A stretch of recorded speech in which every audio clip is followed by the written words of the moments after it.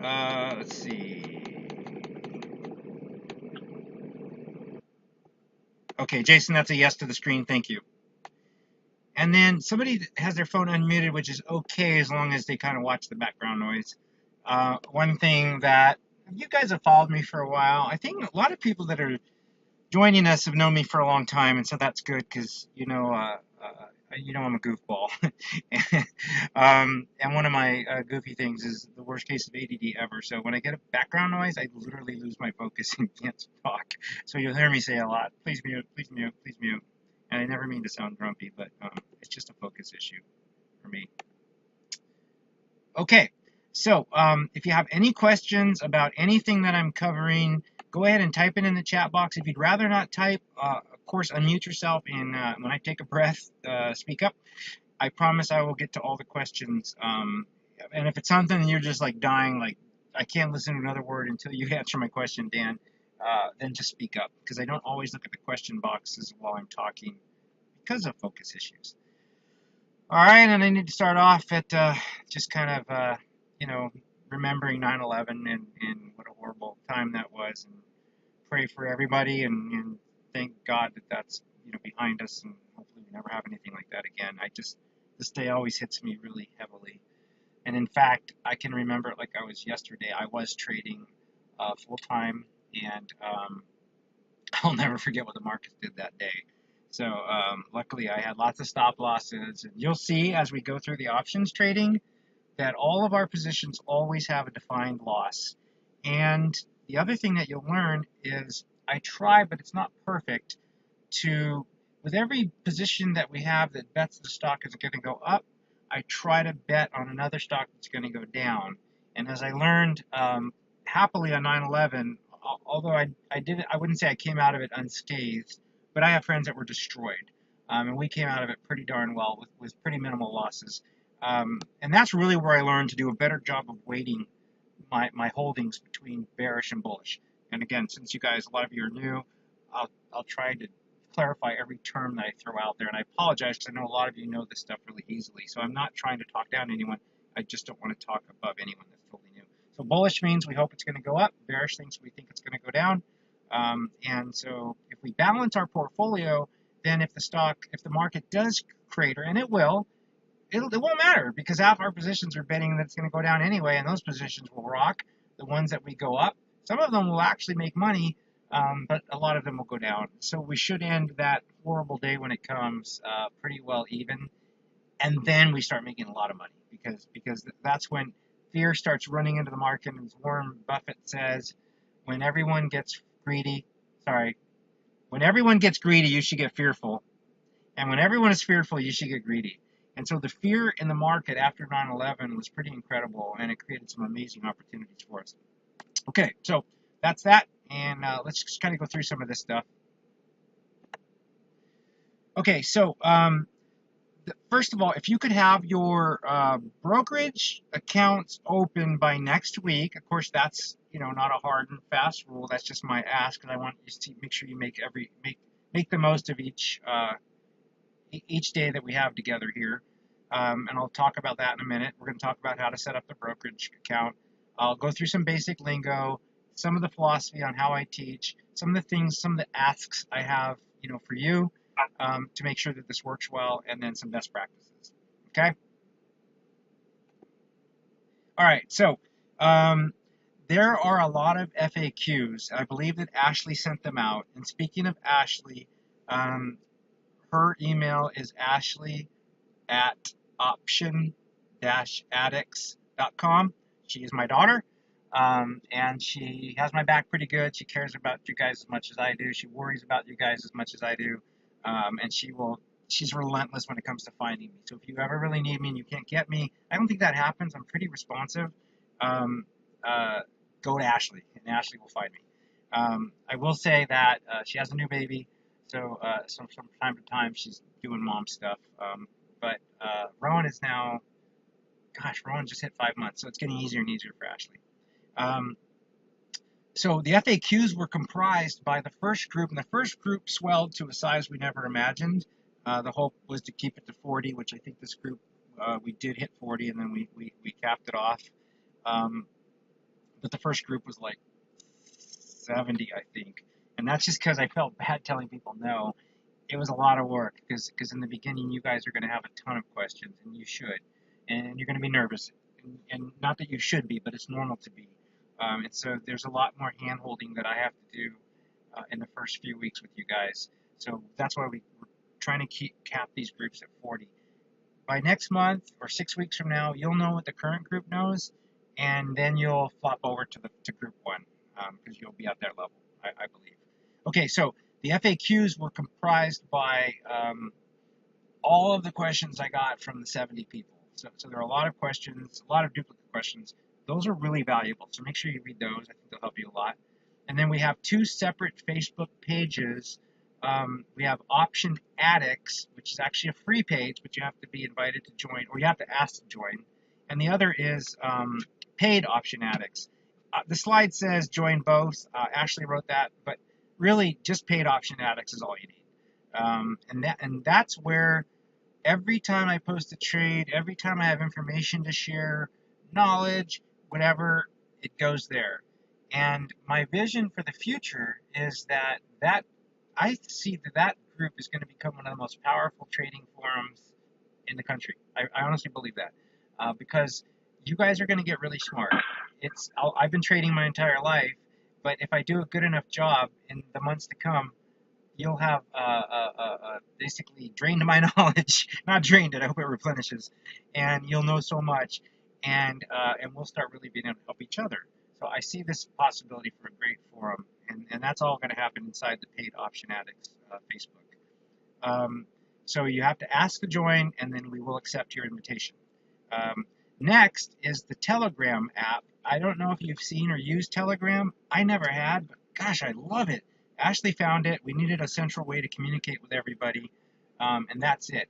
Telegram allows me to send out, it's basically a text message system, but you can use it from your computer, you can use it from your smartphone, you can use it from your iPad. It works across several platforms. I can send out written alerts, I can send out videos, I can send out pictures, it does anything that I need it to do. So when I have an alert, like a trade alert, I'll give the instructions in Telegram, followed by a video, because every trade that I recommend, I show you a video in terms of why I'm recommending it, why I picked that particular trade, what the risk is, what the reward is, and kind of the exit strategy. And then I will also put that stuff on Option Addicts. So it's somewhat repetitive for me, but I just want that Facebook page to be a central repository that we can always use. And I think there'll be great value in that. Okay, any questions yet? Let me scroll.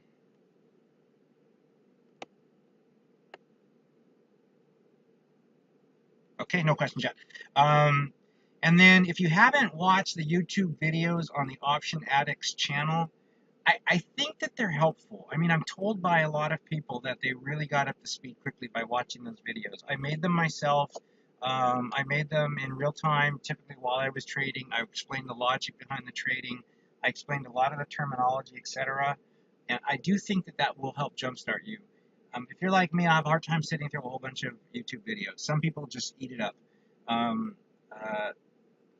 Give it a shot. And you know that you can fast forward if you know something. It won't hurt my feelings. But if you can give that a shot, I'd really appreciate it. One thing I wanted to clarify right off the bat, because it's created a lot of confusion for the first group. In 1 or 2 of those early videos, I talk about risk and reward. And I talk about specifically, we would never want to risk $2 to make $1. We want to risk $1 to make $2. And that makes a lot of sense, correct? However, I was talking about a specific type of trade in those videos. In the beginning, so most of the money that I've made over the years has been doing what's called naked options, naked puts. And you'll know what that means soon. But what I realized soon thereafter is that this group, hang on, sorry guys. Okay, that naked options, when you sell a naked put, it takes more capital. Your broker's going to want you to have more cash in your account. And I didn't realize, I guess, when we first started this idea, that a lot of people either didn't have brokerage accounts, or the ones that they had, had 3,000 to 5,000. And so I've had to sort of change the type of trades that we do, although they're trades that I've done all my life. It's just that my favorite trade is selling naked options. It's not that they're necessarily more profitable, it's just that they're so simple. And those were what I was talking about when I said, make sure that for every dollar you make, you only risk 50 cents. When we get into the more advanced trades, which are they're called spread trades, those are the trades that your broker does not require you to have much capital. Some of these trades can be taken as little as $50. I'd say the average spread trade requires about maybe 250 to 300, and that's good because my hope was that even somebody with a $5,000 account could take up to 15 to 20 trades a month.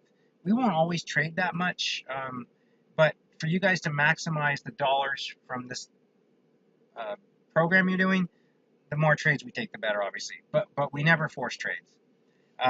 Okay, so again, when you watch the videos, just remember, I do talk about 2-for-1 losses, but when we go into spread trades, the less risk that I put into the trade, the more room I have for us to make money in that trade, the more it costs to enter that trade. So the risk reward at a glance looks like it's out of whack, but in fact, because I created a trade with so much of a safety net, it looks like it's more expensive.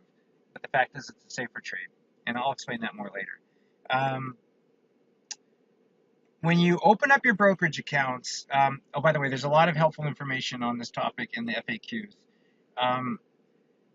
This gets a little bit confusing. So the brokerages have some of them have up to 5 levels of option trading approval, and optimally we would want level 3.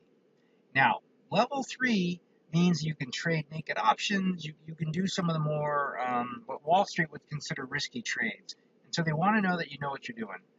So if you were to fill out your brokerage application and say you're brand new to options, no matter how much money you have in your account, no matter what your net worth is, you're not going to get approved for level 3. You might get approved for level 2. Level 2 is fine, and I'll go into that more in a minute. But if you could get level 3, it's better. And so you can check in with yourself in terms of your own moral compass. I think what I'm about to say, it's in alignment with my moral compass. And what I mean by that is, you are following me, right? You're learning from me. You're going to take trades that I'm going to take. You're not going to go off the reservation. You're not going to start inventing your own trades or doing anything for quite a while, I hope. And because of that, I hereby bequeath my experience to you.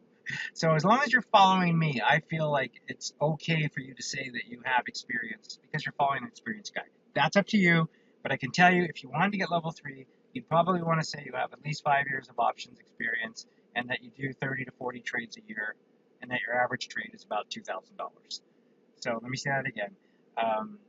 That you have at least 5 years experience trading options, you do at least 30 trades a year, and that your average trade is about $2,000. That will get you level 3 approval. Now, a lot of brokers to get level 3 also require you to have $25,000 minimum in your account. Not all brokers, but a lot of them. So that's about level 3. Now, level 2 is fine. The really significant difference between level 2 and level 3 is that a level 3 trade allows you to sell a naked or an uncovered call or an uncovered put. And again, you'll know what all this means really soon, and it'll be simple for you. Those Wall Street sees those as risky. I don't, and you'll learn why I think it's the lowest risk trade there is. But you have to have level 3 and you have to have capital in your account to do them. All the trades we take are level 2s. But I do a lot of level 3 trades, and I always share them with the group. And I would say probably about 20% of the first group seem to follow me on all the trades that I do. That'll be up to you guys. So don't sweat it if you don't get level 3. That's okay. All right, and we'll go more into that in a second. But if you can begin opening your brokerage account now, that would make sense. And the next question is, how do I do that, or where do I go? So my favorite is Schwab, and the reason I like Schwab is because their technology platform is fantastic. If you run on a Mac, not so much. I've been a Mac guy my entire life, and it pisses me off that since Schwab rolled out what they call Street Smart Edge, if you run it on a Mac, it has to run through Citrix, and Citrix stinks in my opinion. So I actually broke down and bought a cheap HP PC, and so I can run Street Smart Edge on on my on my on my laptop. Um, E-Trade is also very, very good. Both simple, both good. I think sometimes on E-Trade I get better and faster fills than I do on Schwab. Um, Ameritrade, if you probably talk to 10 real true options professionals, they would probably tell you that they trade on Ameritrade because Ameritrade owns a platform called Think or Swim. Hey, can somebody check to see if they're muted? Because a lot of background noise. I'm going to see if I can figure out where that's coming from and maybe mute them. Okay, I think they figured it out. Good. Nope, they didn't. How do you mute it now? Just mute your own phone. Oh. I think that's easiest. There's a way to do it on the platform, but I'm not sure how to do that. I know how to mute you on my side, but thank you. It sounds like you figured it out.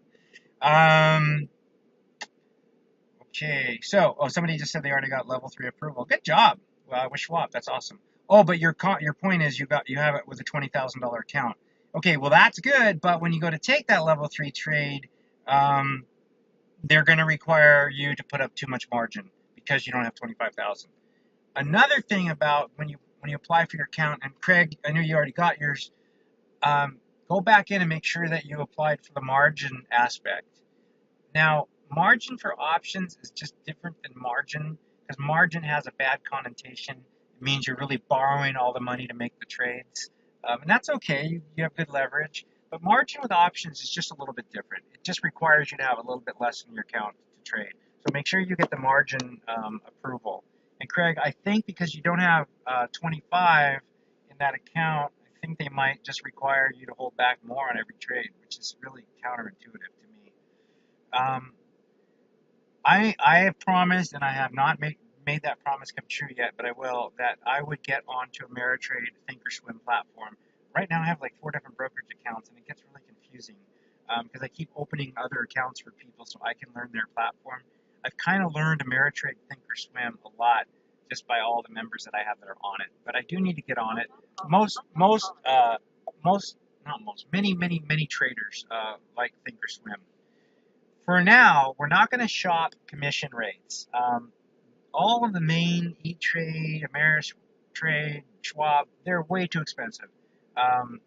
There are littler known brokers that are pennies on the dollar for commissions, and we will move toward that. But most of those little guys don't have good technology, and I really don't want anybody running on those platforms until we just have this nailed. And then we'll worry about commission charges. Fair enough?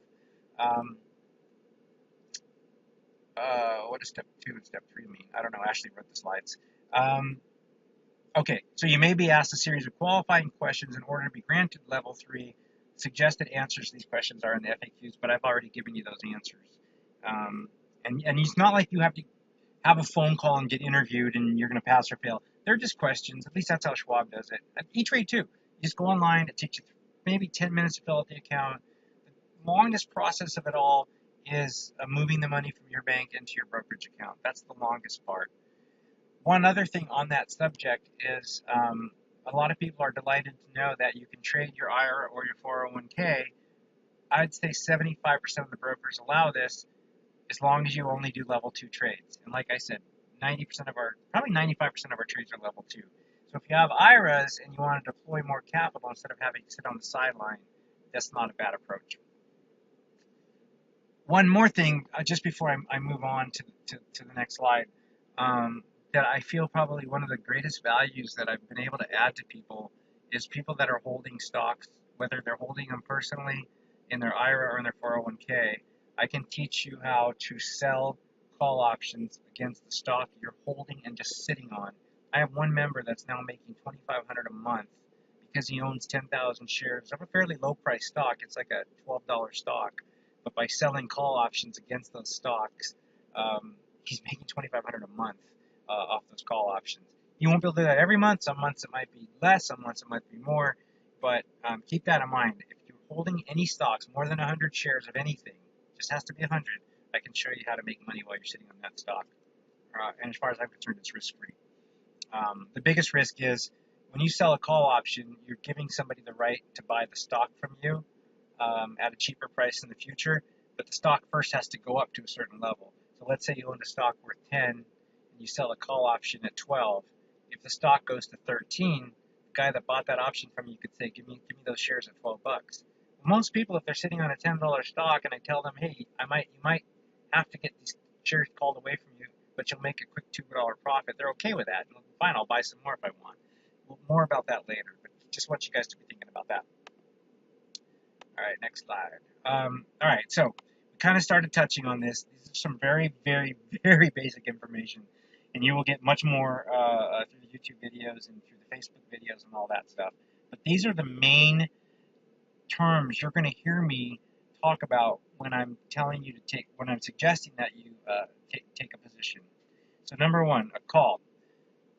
A call option is a bet for the buyer that the stock is going to go up. So I would buy a call if I believe the stock is going to go up. And by the way, I very rarely buy stock.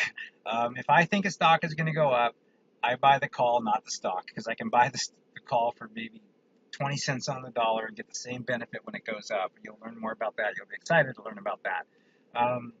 So you buy a call if you think the stock's going to go up. A put is when you think the stock's going to go down. If I'm pretty sure stock's going to go down, I'm going to buy a put. Okay, now to completely confuse you, keep those things in your mind. Think about buying a call up, buying a put down. But if you take the other side of the coin and you sell a call, then you're betting that the stock's going to go down. You don't want the stock to go up if you sell the call. The guy that bought the stock wants it to go up. You're on the other side of the table. If you sell a put, you want the stock to either stay the same or go up. If the stock goes down, that means he gets to, the guy that bought the put from you wins. Okay, so the best way that I can explain this, we are always, not always, we are 95% of the time net sellers of options. We do not buy options. I do not believe in buying options. I can show you so much empirical data that will prove to you that 80+% of the options that are purchased in the market are losers for the buyers. And the way that I've learned to think about this is the buyer of the option is a gambler. The seller of the option is the casino. And the casino always wins. And the funny thing about it is that 90% of the calls or puts that are bought out there are bought by amateurs that just think some reason it makes sense to do that. And the pros like us, we just keep selling them those options over and over and over. You want to buy one? Here's one. And later on, you'll learn about what the risk associated with selling a put or selling a call. But the way that this game works is if let's see, let me just give an example. Let's say that a stock is trading at $100, okay? And I feel pretty comfortable about the stock. I like the stock. I like the company. I feel good. I feel like it's either going to go up or stay the same. So what I'm going to do is I'm going to sell a put against that call. I'm going to sell it to a guy that thinks the stock's going to go down. That's good. I want him to think the opposite of me. But I'm not going to sell him the put at $100 because that's too risky for me. Because if the stock drops to $99, he wins, I lose. However, I look at the charts, and if you guys have followed me on Rate Watch, you know I'm pretty good at reading charts. I will find out where I think the most major level of support in that stock has ever been, or let's say over the last 2 years. And so I might say, you know what, this stock has not been below $70 in 3 years. It's a great company. If it did go down to 70, that's fine with me. I would just own the stock. But by the way, I've never been forced to own stock. Yeah, is that true? That is not actually true. I actually have been assigned shares, and it was a really great thing, and I'll talk about that in a minute. But so, stock's at 100. I'm not going to sell the put at 100. Now, the price that I'm talking about, whether I sell it at 100, 80, 90, 70, that's the strike price. That's the price in which the buyer of the option wins. So, as long as the stock, let's say the stock's at 100 and falls all the way down to $71, I still make money. Because the way I make my money is when I sell that put. So let's say I'm going to sell that guy a put with a $70 strike price, and it has an expiration date of December 21st. That means that as long as the stock stays above $70 between now and December 21st, I get to keep the premium he paid me. The minute I sell that put or that call, I get paid. It's in my account. It's my money. Now, stock has to stay above the strike price, or I could end up having to have those shares put to me. And the reason that I love selling puts is that I price them so low out of below the current market, and I say to myself, let's just say it was I don't know, Clorox, and Clorox was trading at 100, and Clorox hasn't been below 70 in the last 3 years, and Clorox pays a dividend every single quarter. They're a solid company, earnings growing year after year after year after year. You know that's a good stock to own. The worst thing that could ever happen to me as the seller of a put is the stock could fall down below 70, and the owner, the guy that bought that put, could say, okay, my friend, guess what? I now get to put my shares to you. And so he gets to win, and I ended up with shares, with a bunch of shares at $70. And I'll explain more about how that works. But now that I own the shares, I can sell call options against them. I'm kind of getting advanced here, and I apologize. I just want to give you some very basic terminology. I get excited, and then I go farther than I should. A call is a bet that will go up. A put is a bet that will go down. But since we're sellers, if we sell a call, we're betting it's going to go down. If we sell a put, we're betting it's going to go up. The strike price is the price in which the buyer of the call or the put gets to basically assign you the underlying asset. The expiration date is how long in the future that option is good for. And I'm going to, if we have a minute, I don't remember how long this call was scheduled for. I want to show you guys a couple examples real quick. Okay, next is if you're long an option, that means you actually own it. And if you're short an option, that means you don't own it yet. So let me explain that one, because that's probably the biggest confusion that anybody has. Think about this. Think about a call option or a put option as a lease option on a piece of real estate. You guys can relate to real estate, right? So if somebody thought that real estate was going to go up, but they didn't want to buy the house, and I didn't think the house was going to go up, then I would sell them an option. I'll give you an option. Give me 10 grand, and if the house goes up in value, you can have the house. Yeah, I lose, but I also made the profit between the market price, and the option price. So an option is a promise to do something in the future. So people say, well, how can you sell something you don't own? Because when I sell an option, I'm really selling a promise.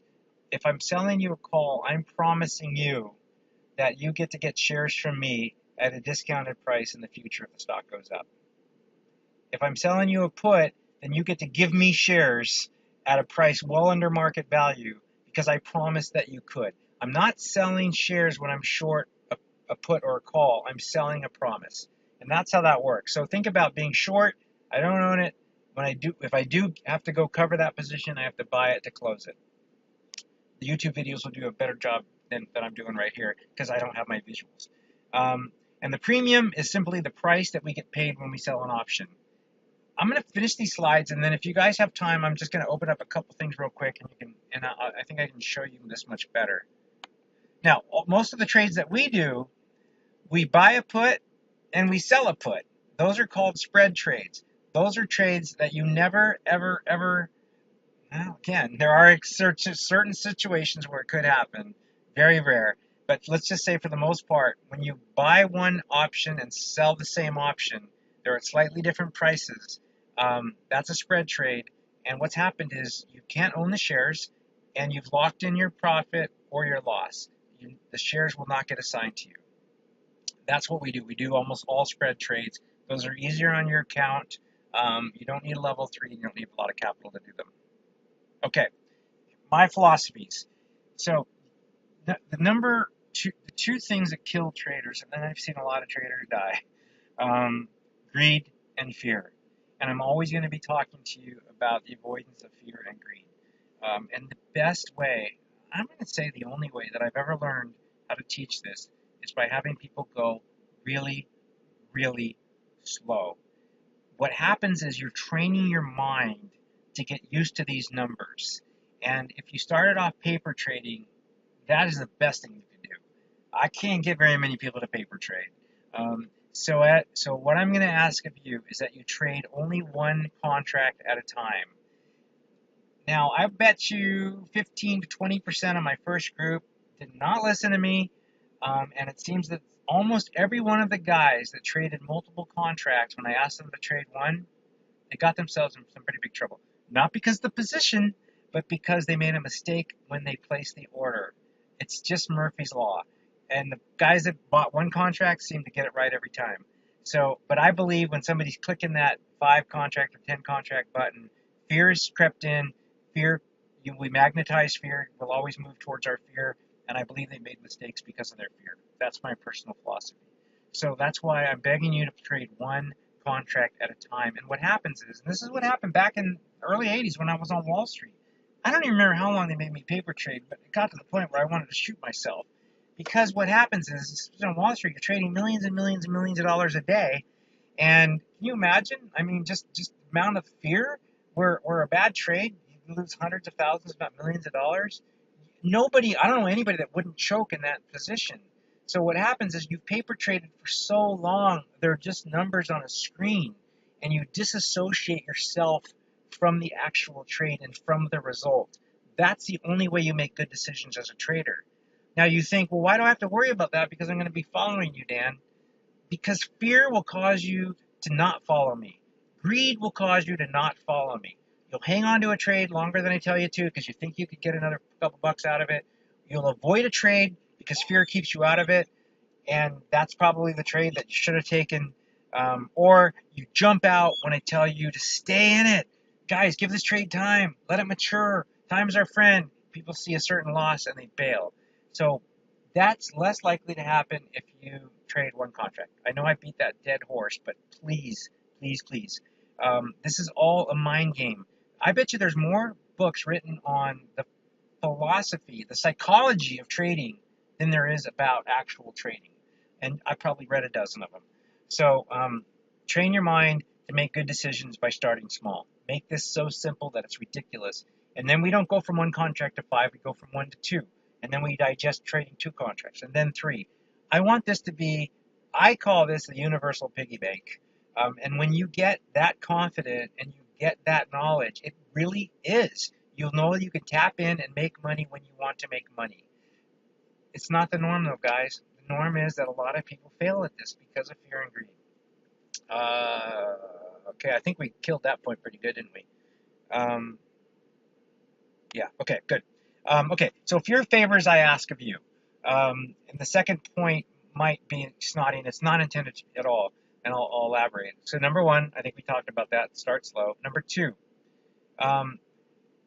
my time is best spent for you finding great trades. And I probably, with no exaggeration, I spend 6 to 10 hours a day screening trades. When I finally announce a trade for you, sorry, my dog Oliver's crying in the background. I'm actually doing this from my car. I'm not driving, so don't worry. There goes my focus. So when I give you a trade, I probably have looked at least 100, if not more, different possibilities before I roll one out. So that's time consuming. I love spending that time doing that. With the last group, the first 2 or 3 weeks were the toughest that I can remember in a long, long time. And the reason they were so tough on me is every time I announce a trade, I give very clear written instructions. I record, I think, a very clear video.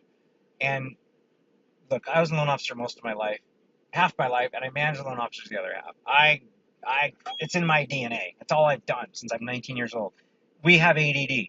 We don't like to take the long cut. We like to take the shortcut. We don't really like to stick our nose in and read all the guidelines. We'll sometimes submit a loan and hope it gets through. Okay, not all of you, but that's a lot of loan officers. We can't do that now. So if you have a question, my ask of you, and I ask this with all respect, is to please first read and reread the trade alert, read and reread, or watch and rewatch the video, because those things will take you a total of about 5 minutes to do. So that's 5 minutes for you, but it actually takes the same amount of time for me to go back and answer your question. The reason is I've moved on to the next trade. I'm now studying the next trade. And when someone says, well, did you mean buy this and sell that, or did you mean this price or that price? When I get that question, I go into a minor panic because I assume I made a mistake. I don't first assume that you're wrong. And then I go back and I research the trade. I have to reread everything that I looked at. I watch my own video, and then every time I say, son of a bitch, I did not say that. I said this. And so I've ended up wasting probably 10 minutes instead of the 5 you could have spent by watching that video. Now, times that by 100 people, and you can see how it could get to be a real problem. And there are some weeks where maybe I'll only be able to post 2 trades instead of 4 because I got so many questions that were already answered. All of that said, please never hesitate to ask me anything you want to ask me ever. I'm an open book, 100% transparent, 100% approachable, always available. But my ask of you is that you first try it yourself. Try to figure it out yourself. If you can't, then fine. Call me, text me, whatever. And as Ashley said in this bullet point, because it's great, if your question is still unanswered after you do your research, it's likely that you're not the only one needing the answer. Most of the time when someone asks a question, now, it's the existing group now, when they ask a question, usually it's because I screwed up. I didn't, not that I screwed up, but I didn't explain it as well as I should have. And so now when I get questions from the existing group, it's a huge help.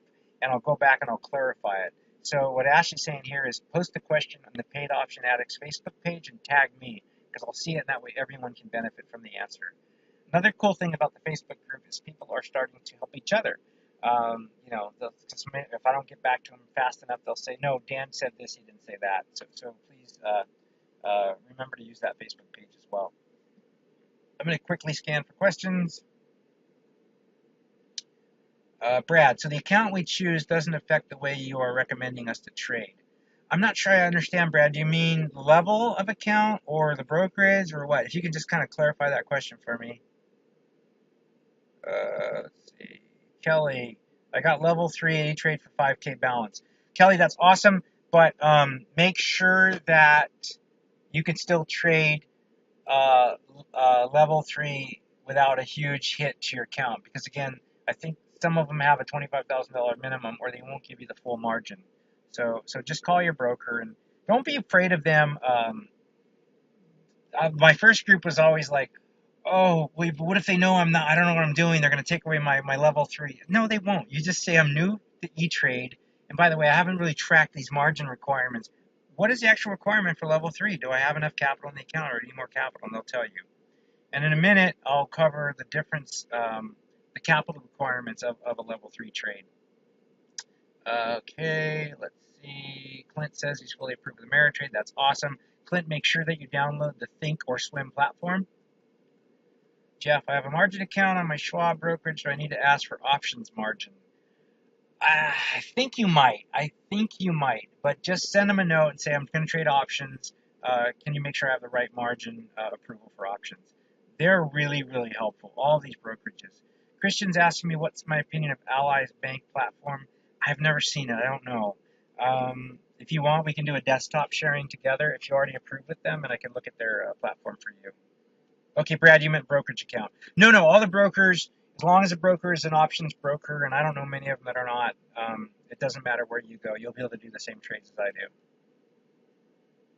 do. Craig says, my account says margin BP, is that 40,000? Yeah, Craig, you were the one that had 20,000 in the account. So, yeah, so they're giving you 20,000 of margin. That's good.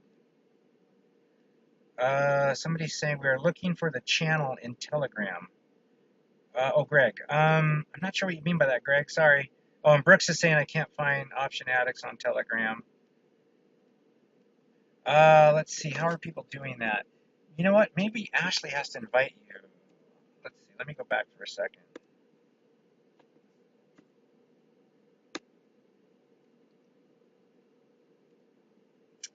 Download the Telegram app. Be sure you're set up to broadcast from the Options Addicts channel.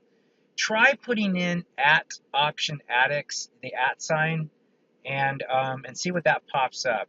If that doesn't pop up anything for you, then send Ashley a note and tell her that you need an invite to Option Addicts on Telegram.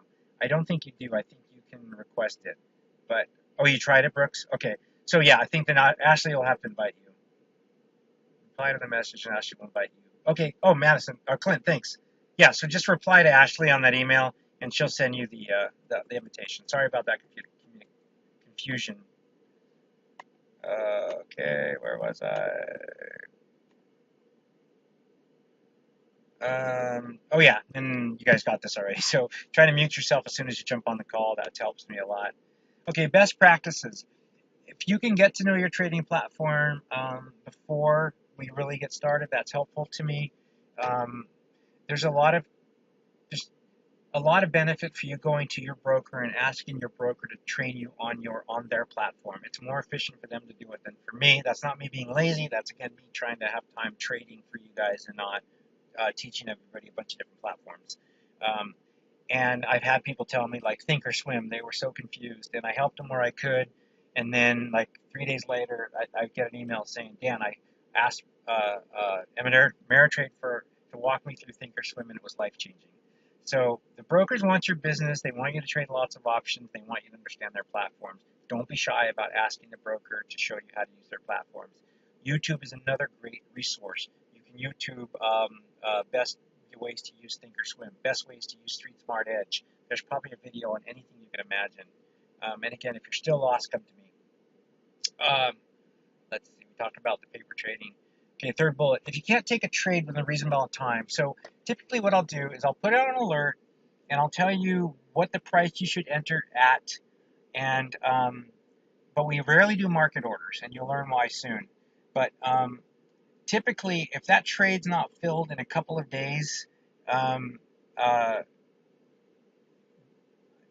talk to me before you enter it. I'm not always the best about telling you to get out of it. What I've been doing lately is telling people just put in their limit orders for the day.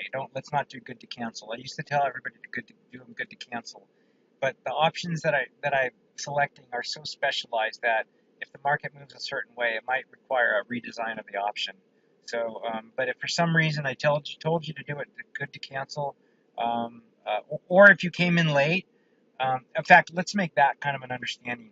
If you missed out on a trade, let's say on Tuesday, I announced something, I did a video, I did the call on it, and then on Wednesday, and then you didn't get in on Tuesday, and then it's Wednesday, I would say just skip that trade because again, it's so time consuming for me to go back, relook at it, see if it still makes sense for you. So let's just say my alerts expire in 24 hours. I think that's going to be better for everybody.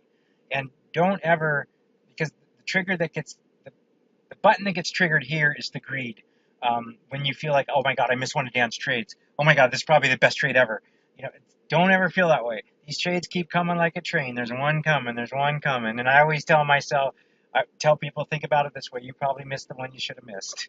You probably should be thankful. We don't take many losses, but sometimes we do, and that might have been the one. So don't worry if you miss a trade. It's going to happen. There's plenty of trades. Let's see. If you're unsure whether you filled out an order form correctly, get help before you submit it. That's a big one. That one I'm really happy to help you with. That said, with every order, I give a copy of the screenshot, and it shouldn't be too tough to follow the screenshot and make sure your order form matches my order form. Yours might look a little different on the screenshot, but it's all going to be the same terminology. So before you say, hey, will you look at my screenshot just to be safe, just compare the two. But if you feel any uneasiness before you pull the trigger, I believe you're paying me to not feel uneasy. So don't be shy about asking me if this looks okay. If you feel you're falling behind and not grasping basic concepts, don't hesitate to schedule a one-on-one call with me. I do them every day. I have some people that are just not fast learners. They're super smart people, but they're not fast learners. There's no correlation between how fast you learn and how smart you are. Some of the fastest learners I know are idiots, honestly. I'm probably one of them. And some of the slowest learners I know are really bright people because they're more analytical. They want to let it sink in. So don't feel bad if you're like, hey, I think I'm behind the class. I need some one-on-one time. Again, you're paying me for that. There's a time where I might tell people, okay, this is our fourth one-on-one. I'm not sure this is for you, but I haven't had to say that yet. I hope I never do. Okay, we're 50 minutes into this. I think I've covered everything. Yep, covered everything. I can show you guys a couple things now, or we can just have our first call tomorrow at 10 a.m. If you want. Can I get a quick vote on that?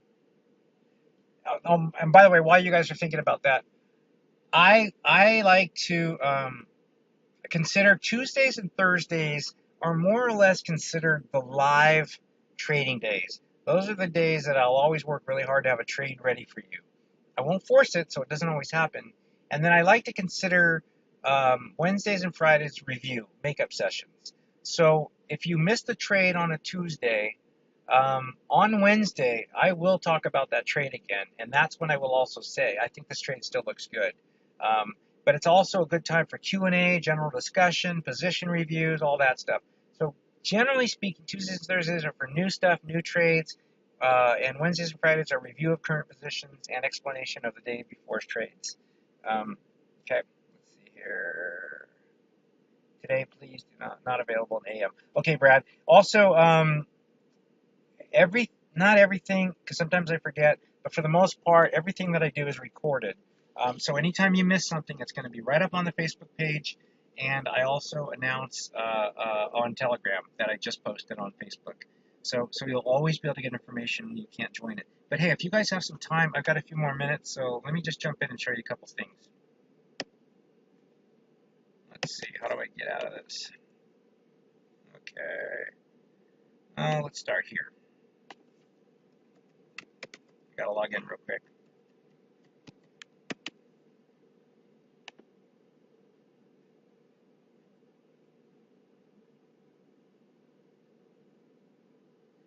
Any other questions, guys?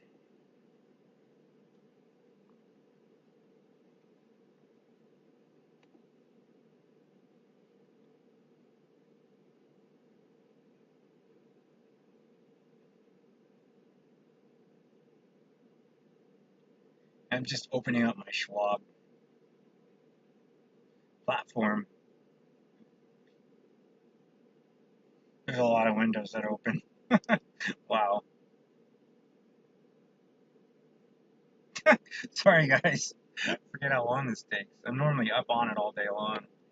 Let's see, I want to get this out of the way. Let's see here. My computer is pretty slow right now, so hopefully there's not going to be a big screen lag.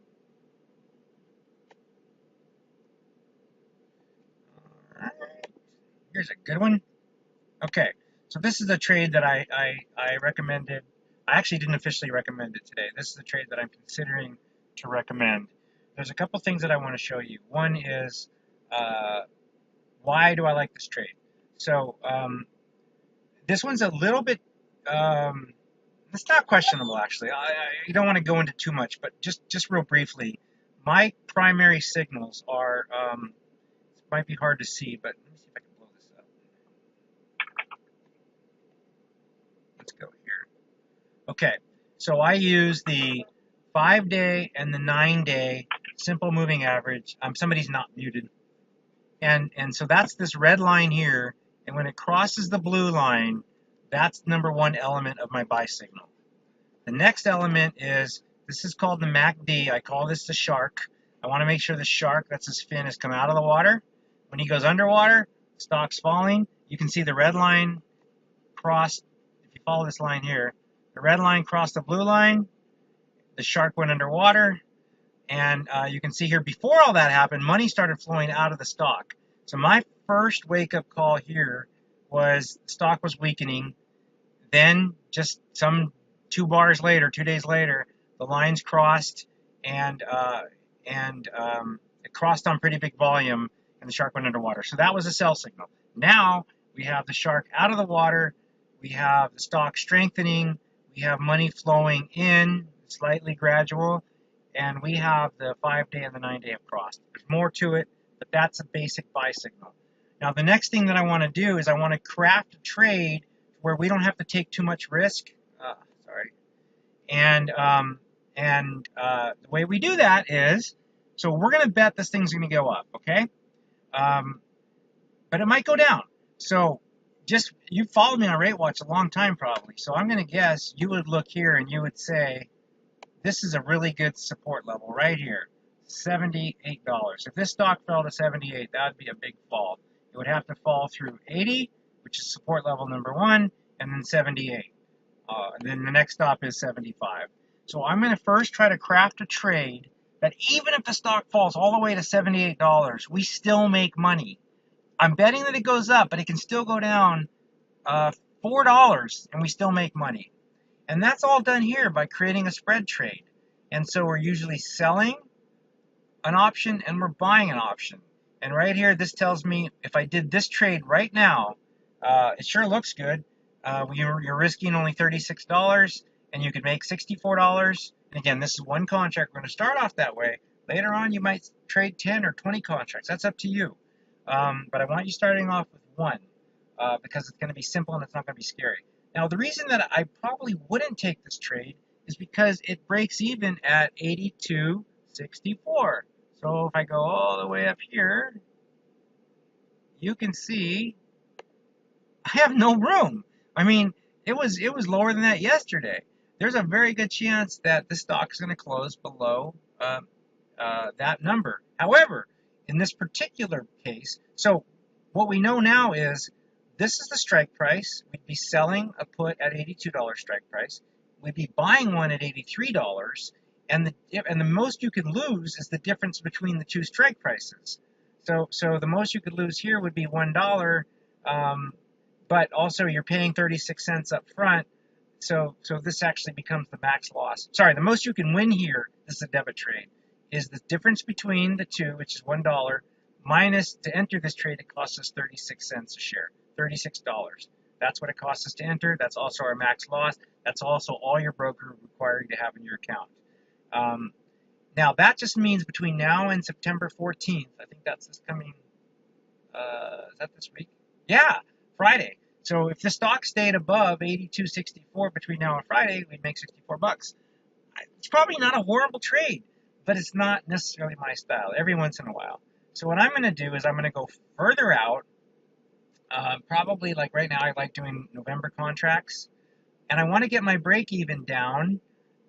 Even doing that, by the way, you see we got our break even down to 81.54, but the price to pay gets much more expensive. Watch what happens when we try to get our break even down to $78. So that's probably getting this to about, I think that's the best I can do. Yeah, let's go 75 and 77.50. Whoops, I went the wrong way there. Okay, so what this just did is it created a break even all the way down to 77. So all the way down here, 77.16. Awesome, right? So safe. Look at that. Look how far you can go. But look what happened.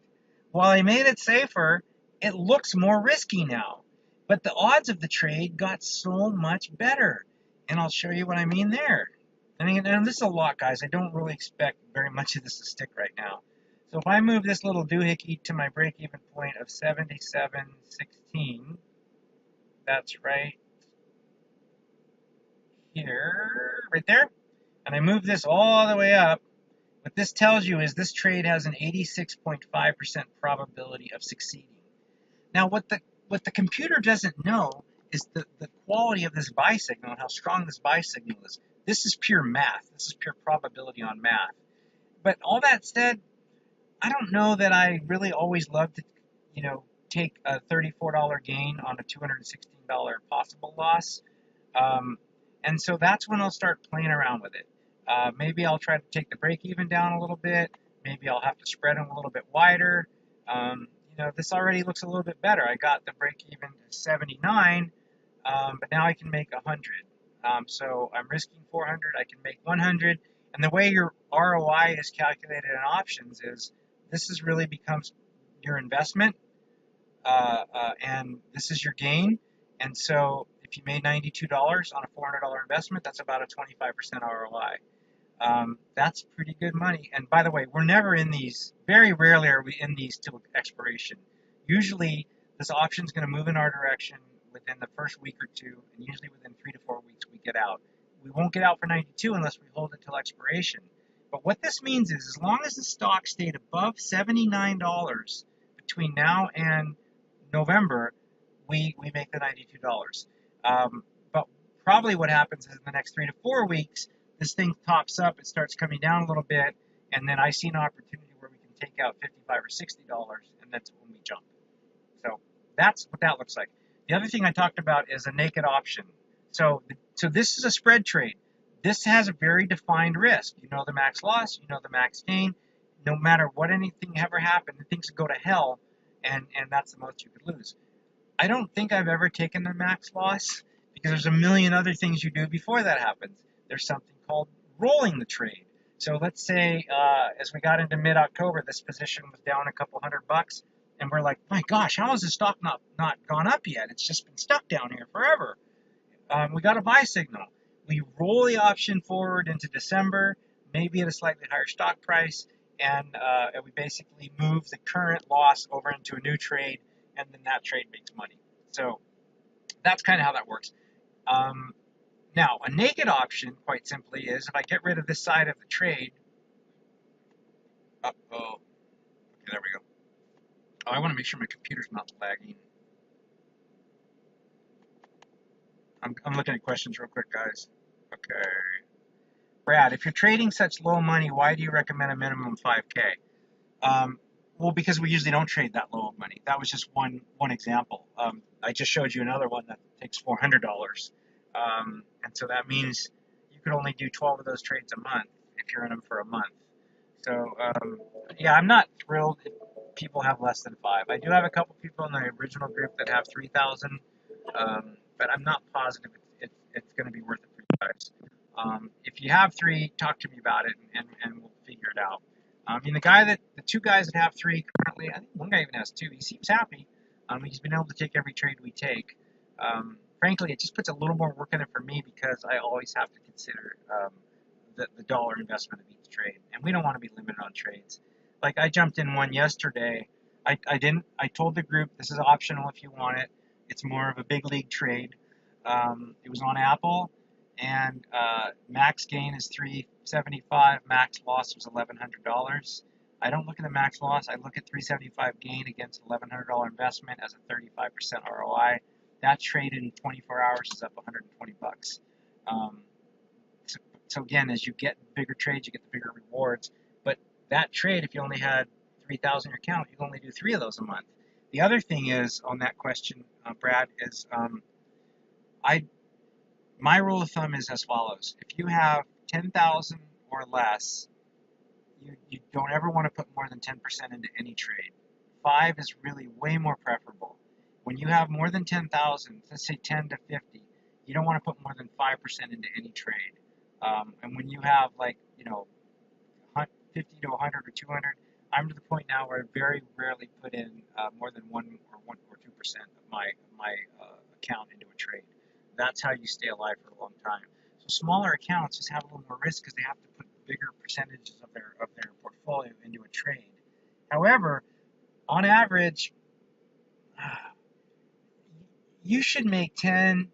I'm gonna put 10% on the table. I'd say 8 to 12% per month on your account. That's a conservative number. I have lots of months where I do 20+%. Let's just say if you made 8% a year, let's round that to 100,000, 100%. If you start with 5,000, watch how this number works. Year 1, 5,000. You made 5,000. Year 2, you have 10. Year 3, you have 20. Year 3, you have 40. Year 4, you have 80. Year 5, you have 160. Year 6, you have 320. Year 7, you have 680. And year 8, you have $1.4 million. That sounds like a pipe dream, but that is so real because 8.5% a month is I'm disappointed if that's what I'm doing. So if you have a small account and you don't have to live off these returns, let that account grow. Let it grow every single year, and you really can build wealth in this business. And the bigger your account gets, the more you can trade, the bigger trades you can take, and the higher returns you're going to get. Hope that makes sense. Okay, so back to a naked put. Naked put is stock's trading at 82, right? I told you that I think there's massive support here at whatever this level was. My screen moved. Hang on. Sorry, guys.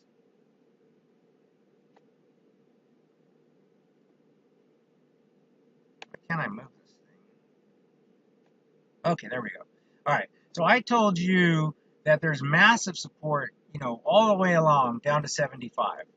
So if I'm going to sell a naked put to somebody, that's telling that they're betting this stock's going to drop below 75. I'm betting it ain't. And let's say I'm going to sell the option, and they have until November 16th to exercise it.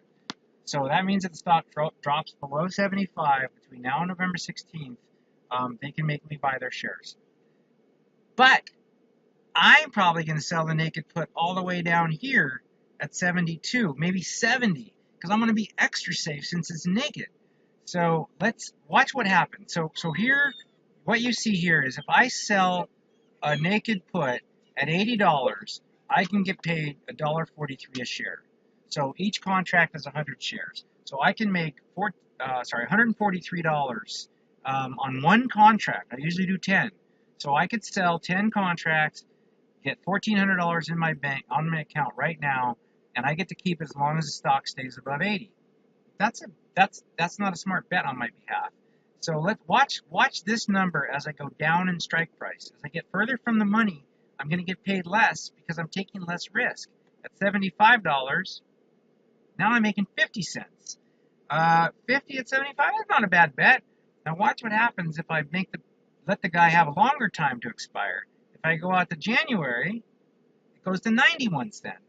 So these are the mathematic decisions I'm constantly making, is how far do I want to extend myself and at what price. This isn't a bad trade. This is a trade I would consider, but now I want to see what 70 looks like. 72.50 is probably a good medium. So January strike price, 10 contracts would make me $670 as long as the stock stays above 72. Like I said, I'm not going to be in this contract very long. Most of these things will start moving in your favor almost instantly when the stock is trading so far above the money. So I bet you 3 to 4 weeks. Would I take out 67 cents per share? No, but I bet you I'd take out 35 cents per share in the next 3 to 4 weeks. So I could make a quick 350 as long as the stock stays above 72.50. That's why I love these naked options, because I'm picking a price that I don't think it's ever going to happen. I win if the stock goes up, down, or sideways. And I pick a company that pays dividends every single. I have to get rid of this. They pay dividends every single quarter. They've got a good history of earnings. And the worst case that happens is I just bought myself an $86 stock for $72. That's a bargain basement price. That's how I buy stock, you guys. I don't go out and buy stock. If I'm eyeing Amazon, for instance, I'm not going to go pay market value. That's dumb. I'm going to sell a put at a price that I don't think it's ever going to go to, and I'm going to keep making that money. If it ever hits my strike price, okay, I wanted those shares anyway. I'm not unhappy about that. I hope that makes sense. Any other questions before we jump? Way over time here. I got the 5K, just wondering why the low price. Thanks for explaining. Okay, good. I'm glad you understood that. Brad, what are you wowing at? All right, guys. I think we'll wrap it up. You guys know I'm Dan at option-addicts.com. Option-addicts.com. Please reach out to me anytime you want. On Telegram, when I send out a message to the whole group, you can't reply all. And we did that on purpose because we just thought that would be a nightmare with too many reply all. So you just have to put at Dan Rawitch through Telegram. That's how you can get me that way. Or just email me direct. Oh, Brad, your explanation was a great example. Oh, good. I'm glad. Craig has a question. If they make you buy the stock, you buy it at the original price. Okay. So here's what's happened. Because I sold a put at, say, a $72 strike price, I have promised to buy that stock for $72.50. The current market price goes out the window. So if the stocks drop to 70, I would have to buy his shares for $72.50. So he makes a $2.50 profit. I got the shares. So I have to buy the shares at market price wherever it went down to. If it went down to 60, I've got to buy his shares. No matter what, I've got to buy his shares at $72.50. So the lower it goes, the more he wins, the more I lose. But I'm only going to do this to a number I don't think will ever happen, or if it's a stock that I want. So when I hesitated before, I said, have I ever actually been assigned shares? I have, but I did it on purpose. I said, I know Amazon's never going to hit, whatever, 800. And by the way, I don't play with Amazon very often. It's too expensive. But I could see it going to 950. It's at 1,000. I'll sell puts at 925. And that way, if I get it at that price, I'm happy. If not, I make a fortune on those options.